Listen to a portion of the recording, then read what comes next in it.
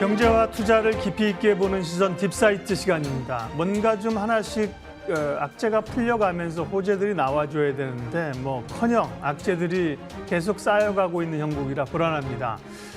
중간 선거가 있고요. 11월 FOMC 지나고 나면 바로 또 연말로 갑니다. 시장에 대한 고민들 풀어보고요. 지금 장세 규정하고 또 해법들을 찾아보겠습니다. 대신증권 이경민 투자전략팀장님 모셨습니다. 어서 오십시오. 네, 안녕하십니까. 네.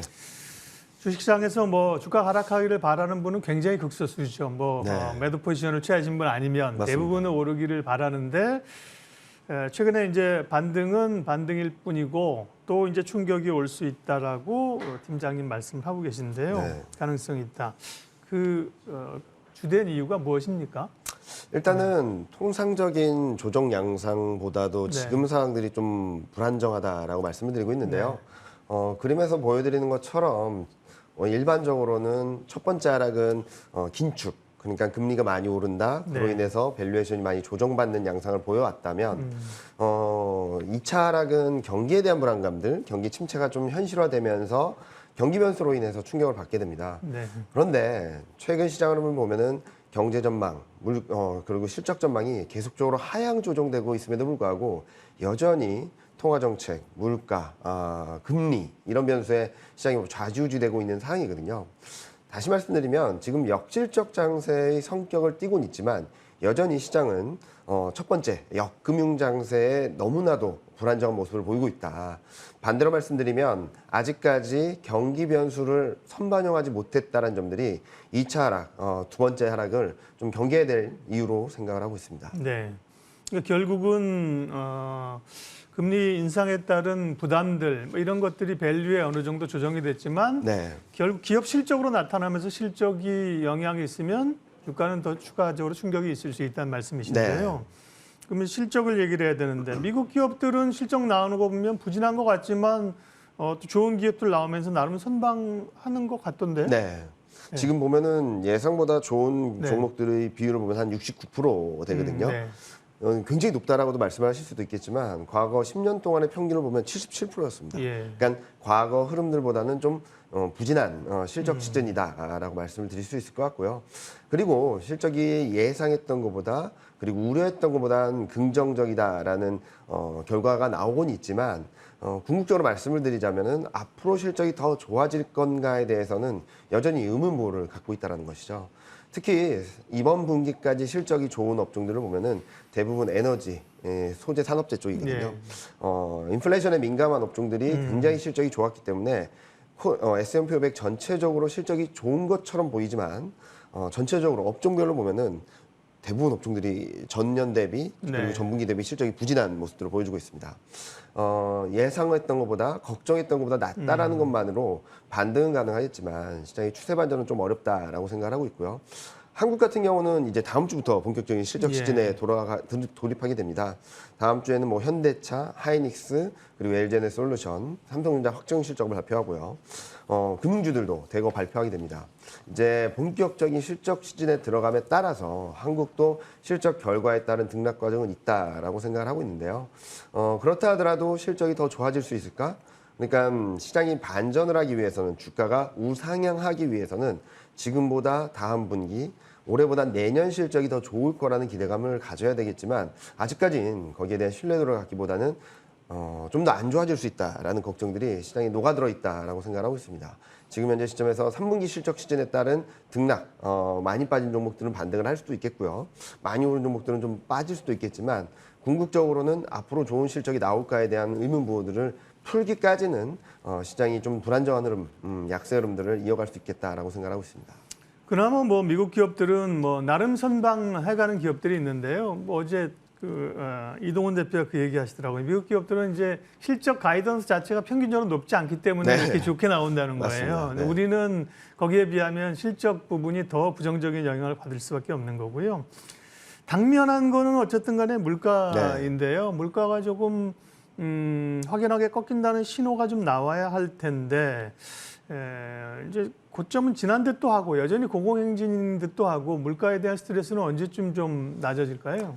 아마 올해 말 내년 초를 지나야지 네. 스트레스가 좀 진정되지 않을까라는 생각을 하고 있습니다. 아직까지는 주택 물가 그리고 서비스 물가가 너무나도 오르다 보니까 시장에서는 물가 고점 또는 물가 안정에 대한 기대감들이 좀 약해진 상황이고요.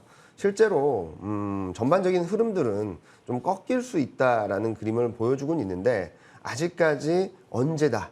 그리고 이 레벨이 언제까지 어디까지 떨어질 수 있다라는 확신을 갖기는 좀 어려운 상황이 아닌가라는 생각을 합니다.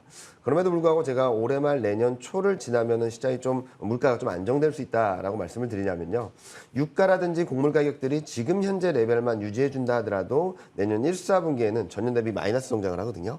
역성장을 하게 됩니다. 그 말 의미는 이제 유가라든지 곡물 가격들이 물가를 끌어내리는 힘을 받는 시점이 내년 1분기 정도라고 볼 수 있겠죠. 그리고 최근 흐름들을 보면은 경기에 대한 불안 심리가 크고 미국 GDP 성장률도 4분기에는 0% 성장을 예상을 하고 있고 유럽 같은 경우는 내년 1분기, 2분기는 마이너스 성장이 예상되는 상황에서 수요 악화로 인한 물가 안정 그리고 주택 경기는 이미 꺾였는데 시점의 차이라고 본다면 올해 말 내년 초까지는 조금은 고공행진을 할 수 있겠지만 내년 1, 4분기부터는 물가가 좀 하향 안정세를 보이지 않을까 예상을 하고 있습니다. 네. 시간이 좀 걸린다. 네. 네. 그걸 이제 연준 의원들도 이구동성으로 얘기하는 게 알고 있다는 거죠. 그다음에 그쵸. 조금 꺾였을 때 긴장의 빌미를 줬다가 고생할 네, 수 있으니까 맞습니다. 굉장히 뭐 확실하게 잡힐 때까지는 바짝 쥐겠다는 그런 것 같고요. 아까 이제 뭐 소위 일본의 그 뭐 주식시장에 계시던 분이고 저자입니다. 지금은 뭐 생존하신지인지 모르겠지만 오라카미 군이오라는 네네. 주식시장의 사계절 계속 언급이 되니까 참 명저이고 시장을 관통한 거죠. 그 역금융장세에서 역실적장세. 그 대응 전략은 이따가 좀 다시 여쭤보도록 하겠고요. 네. 일단 지금 남아 있는 변수들이 11월 FOMC가 먼저죠. 11월 네, 초반이고 맞습니다. 그다음에 11월 8일이 중간 선거인데요. 두 가지 이슈들은 시장에 추가적으로 부정적인 건가요? 아니면 미국 중간 선거는 좀 호재가 될 수 있나요? 일단은 뭐 FMC 네. 금리 인사에 대해서는 시장이 어느 정도 선반영을 한 상황이거든요. 네. 11월 달에 75bp 인상으로 뭐 거의 그죠? 거의 네. 기정사실화된 네. 상황이죠. 지금 페드워치라는 데에서 제시하는 컨센서스를 보면은 75bp 금리 인상률이 90%를 넘나들고 예. 있습니다. 그래서 이 결과 자체가 시장에 큰 영향을 주지는 않을 거라고 생각하고 있고요. 그리고 연준 위원들, 파월 연준 의장의 매파적인 스탠스도 어느 정도 알고 있는 상황이라서 내년에 대한 부분들을 강하게 언급하지 않는 한 FMC가 시장을 좌지우지하는 가능성이 높지 않다라고 생각하고 있습니다. 이제 중간 선거를 곧 이어서 맞게 되는데요. 미국 중간 선거 결과에 따라서 등락은 있을 수밖에 없습니다. 일각에서 나오는 IRA 법안 뭐 철회라든지 뭐 여러 가지 얘기들이 나오고 있죠. 그런데 궁극적으로 말씀을 드리자면 정치적인 결과로 인해서 시장 자체 흐름들이 바뀌진 않는다라고 생각하고 있습니다. 이런 것들을 전반적으로 봤을 때 시장의 중립적인 변수 정도로 생각을 하고 있고 이 결과로 인해서 시장이 뭐 하락하던 시장이 뭐 갑자기 상승 추세로 반전한다든지 반등하던 증시가 막 갑자기 밀려나서 그림을 보여준다든지 그러진 않을 것으로 생각을 하고 있으니까 여러분들 결과에 따라서 등락이 있다 하더라도 지금 현재 시장의 중심은 펀더멘탈 즉 예. 경기 흐름과 실적 흐름이 아닌가라는 생각을 하고 있습니다. FOMC는 어쨌든 부담스러운 상황이고요. 그 다음에 이제 중간 선거 있고 물가가 나올 텐데 중간 선거에 대해서는 좀 기대감을 왜냐하면 이제 듣는 소리들이 과거에 뭐 이런 구도화에서 중간 선거 끝나면 여전히 주가가 올랐다 네. 기대를 하고 있는데 팀장님 말씀은 그럴 요인도 있지만 그게 구조적으로 지금의 추세를 네, 돌릴 맞습니다. 만한 요인은 아니라는 아니다. 거죠. 네. 네, 특히 IRA 법안이 이미 네. 통과가 됐고 대통령 서명에서 발효가 된 상황이지 네. 않습니까? 그러면은 여기서 더 나아가는 정책이 있을까에 대한 부분들은 아직까지 구체화된 것들이 없거든요. 네.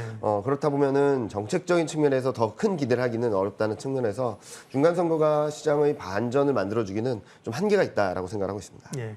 근데 시장은 항상 주가는 미리 가고 미리 선반영하잖아요. 네, 맞습니다. 그러니까 과거에도 보면 악재라고 하더라도 예고된 악재는 악재가 아니다. 그만큼 시장이 선반영을 하는 건데 네. 최근에 보면 다 반영을 못하는 것 같아요. 지난번에 잭슨홀 이후에도 그렇고 계속 금리. 지금도 11월 75bp 인상 좋다. 그것도 알고 있다고 하더라도 이후에도 이제 끝이 아니고 뭐 앞자리가 5%로 올리면서 기준금리를 내년 초까지 갈 수 있다는 이런 불안감들. 네. 이런 걸 시장이 다 반영 못한 것 같습니다. 저는 통화정책적인 측면에서는 예. 일정 부분 반영을 했기 때문에 네. 최근 반등 시도도 있고 움직이는 모습들이 나타난다라고 생각하거든요. 왜냐하면은 지금 시장이 내년 말, 그러니까 올해 말 12월 FOMC까지 75bp 금리 인상을 하면서 올 연말 기준금리가 4.75까지 갈 수 있다는 예. 전망이 들어와 있습니다. 연준이 제시한 점도표를 보면은 올해 평균치가 4.4였고요. 최상단이 4.5에서 4.75, 지금 시장 컨센서스죠. 근데 4.5에서 4.75를 전망한 연준위원도 딱 한 명밖에 없었습니다. 그리고 내년 전망치 평균이 4.6이었는데 네. 상단이 4.75에서 5%였거든요. 그렇게 본다면 지금 현재 시점에서 올해 연말까지 금리 인상에 대한 부담들은 일정 부분 녹아들었다라고 예. 생각할 수 있겠죠. 다만 제가 계속적으로 좀 베어리시하고 조금은 조심해야 된다는 말씀을 드리는 이유는 경기 측면을 아직까지 네. 반영하지 않았다라고 생각하는 거죠. 일단 올해 경제 성장률까지는 괜찮을 거라는 전망이 네. 아직까지 높습니다. 그런데 내년에 대한 경계감들은 굉장히 높아진 상황이거든요. 미국 GDP 성장률 2023년 GDP 성장률 전망을 보면 0.5, 그리고 유로존은 0.2, 영국은 마이너스 0.2, 독일은 마이너스 0.4.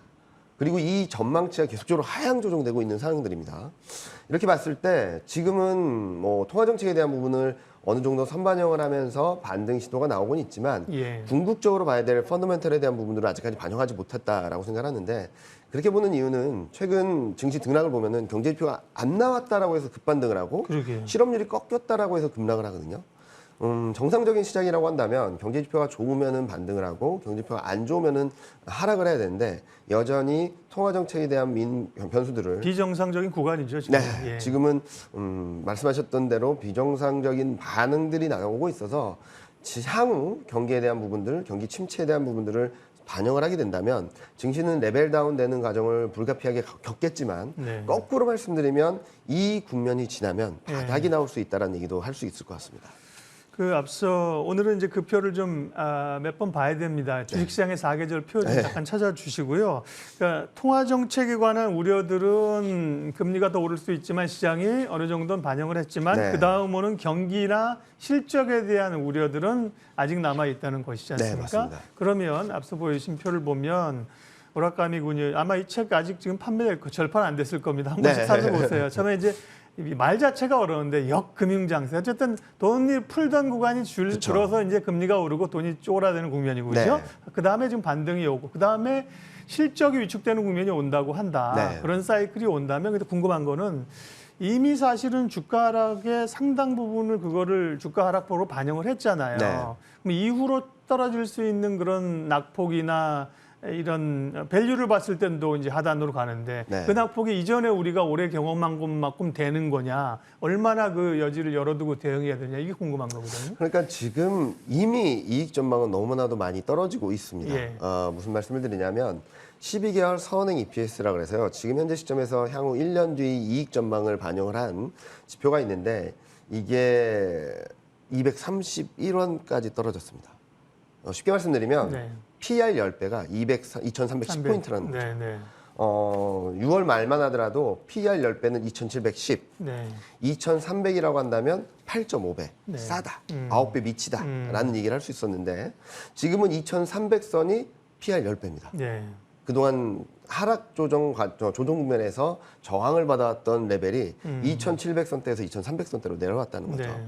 그만큼 이익 전망이 내려와서 반등을 한다 하더라도 제한적이고 조정을 받아서 밸류에이션 매력이 높아진다라고 말할 수 있는 레벨도 너무나도 낮아진 상황이라고 볼 수 있겠죠. 자, 8.5배로 가려면 어느 레벨까지 가야 되냐면 6월 말 7월 초에는 2300선만 가도 8.5배라고 볼 수 네, 있지만 네. 지금은 1940까지 내려가 있죠.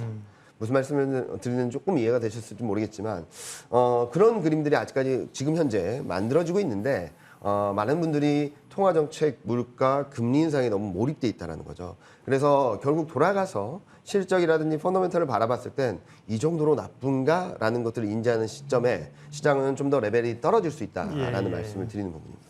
그 중요한 말씀하셨네요. 우리는 뭐 과거의 역사적인, 그래서 지나고 보면 사실 그 역사적인 그때 이제 어려울 때는 PBR을 네. 볼 수밖에 없는. 지나고 보면 사실 장기적으로 보면 맞아요. 맞습니다. 근데 그 지금 10배니 9배니 8배 하는 것도 결국은 이익에 근거해서 하는 네. 건데 이익이 줄어들고 있는 걸 반영해서 다시 계산해 줘야 된다. 네, 맞습니다. 그 말씀을 하신 네. 겁니다. 그러니까 이익 추정치를 봐야 되는 거고요. 예, 대신유권 이경민 투자전략팀장님과 함께 어려운 얘기하고 있습니다. 뭐 주가 이제 바닥 찍었다 올라간다 얘기하면 얼마나 좋겠습니까, 그쵸. 그죠? 네, 맞습니다. 부담스러운 얘기 아직도 반영할 것이 남아 있다고 하는 거를 듣는 게 힘들죠, 괴로운데요. 자, 이제 그런 상황에서 생존 전략을 좀 짜야 될 텐데요. 뭐 증권시장 안정 펀드, 채권시장 안정 펀드, 공매도 이런 얘기가 있는데 그 전에 살짝 지금 이번 주에 국내 채권시장에 또 네. 혼돈이 좀 왔습니다. 네. 부동산 시장이 냉각되면서 소위 이제 그쪽에 자금을 많이 넣었던 증권사나 네. 뭐 이런 운용사 이런 쪽에서 금리도 오르면서 상당히 좀 심정적으로 불안한 국면을 갖게 되는데요. 그 부분은 어떻게 보세요? 네. 일단은 리스크가 좀 가시화되고 있다라는 예. 부분들은 굉장히 위험한 요인이다라고 네. 생각을 하고 있는데 최근 며칠 동안 불거졌던 네, 뭐 네. 증시 폭락이라든지 증권주 폭락 같은 네. 경우는 좀 과도했던 것이 아닌가. 네. 현실적으로는 피해 노출도가 그 정도는 아닌데 시장이 해석하고 그리고 반영하는 과정에서 좀 과도하게 반영됐다라고 생각합니다.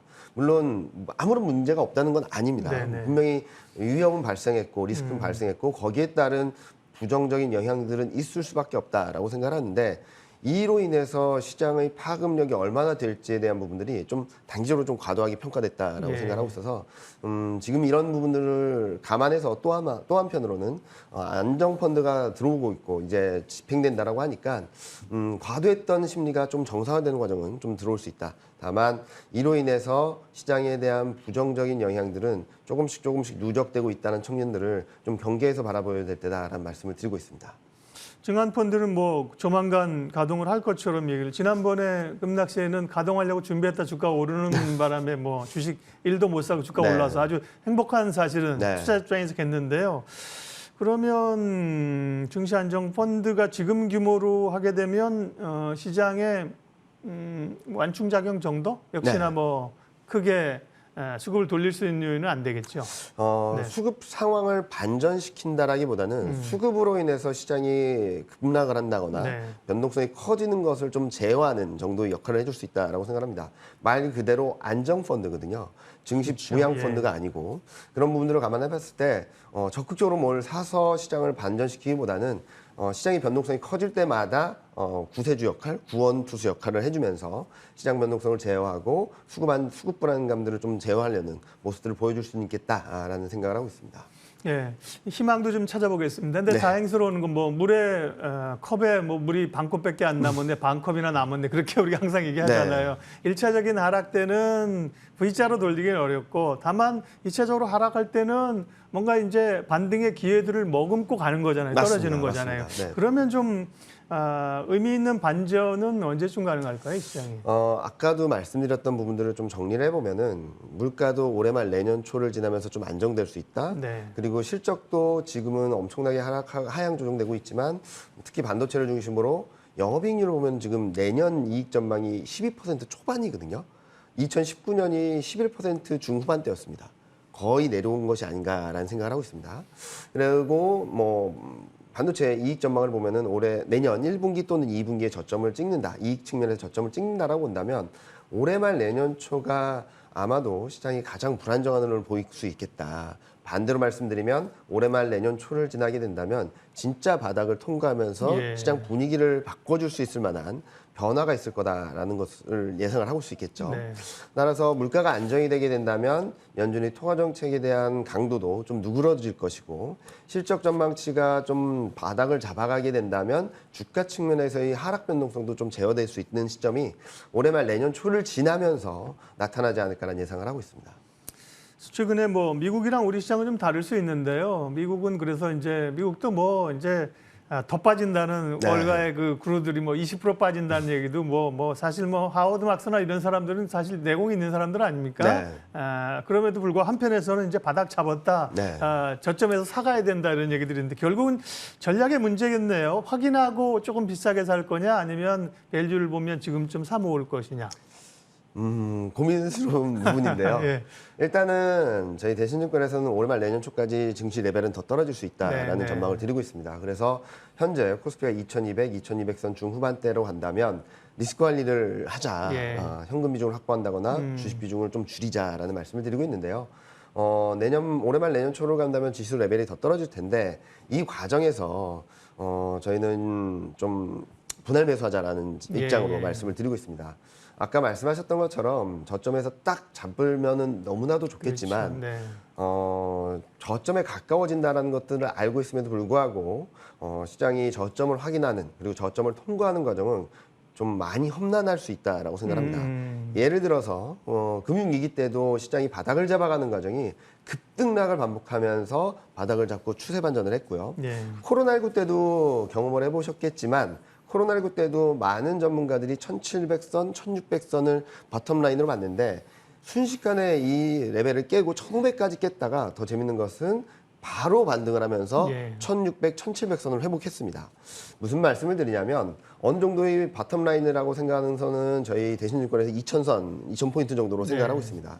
이 과정에서 좀 언더슈팅이나 또 급락을 하는 과정이 나올 수 있는데 그렇게 될 때 바이 더 딥, 그러니까 분할 매수로 대응을 하신다면 아마도 굉장히 싸게 매수할 수 있는 기회가 되지 않을까라는 예상을 하고 있습니다.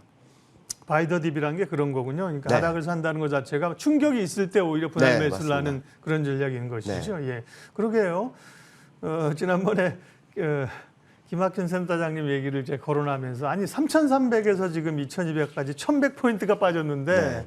여기서 예를 들면 더 빠진다고 그거를 도망갈 거냐? 그것도 맞는 말인데 그러면 오늘 지금 종가로 보면 올해 그 코스피가 25%가 빠졌는데 네. 예를 들면 그만큼은 안 빠지겠지만 뭐 한 10% 빠질 걸 그러면 감내할 수 있느냐? 그쵸, 예, 맞습니다. 여기에 대한 고민도 네. 있기 때문에요. 어쨌든 조금 올 말 내년 초에까지는 현금을 좀 가지고 있는 게 조금 더 편안한 네. 전략이 되겠습니다.